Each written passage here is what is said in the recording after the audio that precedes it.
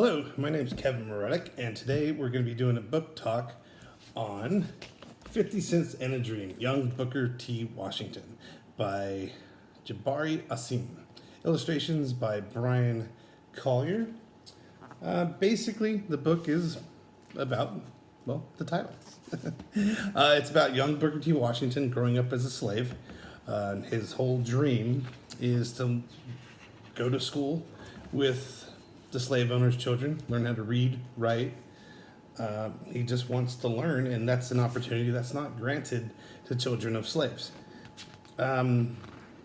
This book is actually a relevant book because a lot of kids have heard the name Booker T. Washington.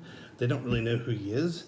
They might have friends that go to a school that have his name on the sign in front of it, and they don't really know why. So this is a good story to teach kids about things that are going on in their local lives that are directly around them. It also tackles a subject that is kind of hard to talk to, like why it's hard to talk to at. Slavery, why did it happen? How kids can be slaves and they're not afforded the same rights that kids are today, no matter who you are. It's hard to think, especially for younger children that have never really seen the darker side of life, that there was a time when you weren't allowed to go to school, and sometimes maybe that's all you wanted to do. So this is a great book. It describes that era wonderfully. It's not horribly hard to read. It's probably right at the fourth grade level. It's got some words that they've probably never seen before, so it's a good time to introduce that. And there's lots of activities you can do with this book.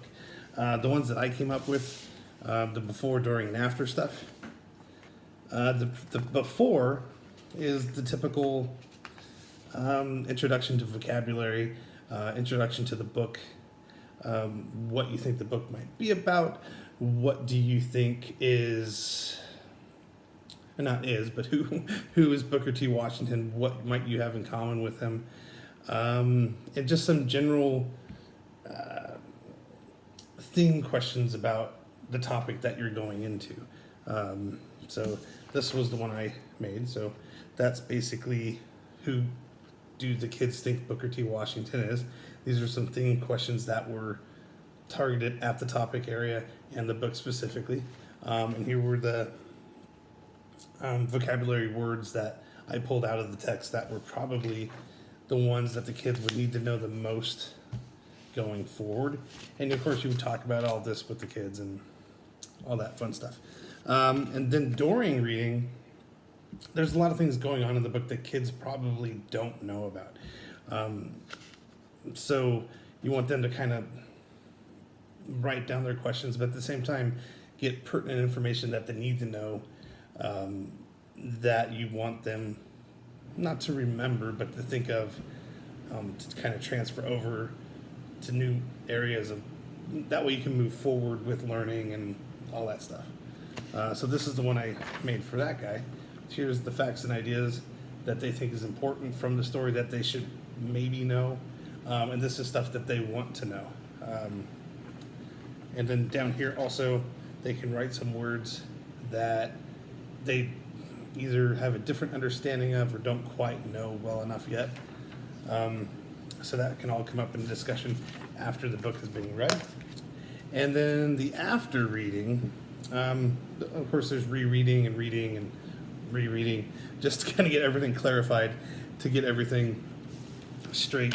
And of course they're not going to get it straight. So the after one, it's just main stuff about the book, title, author, the main idea, 3 details from the story that they like the most, and then how would you feel if you weren't allowed to read or write.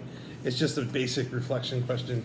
How would you feel growing up and not being allowed to go to school, just by the color of your skin? So it's a great book for broaching that topic.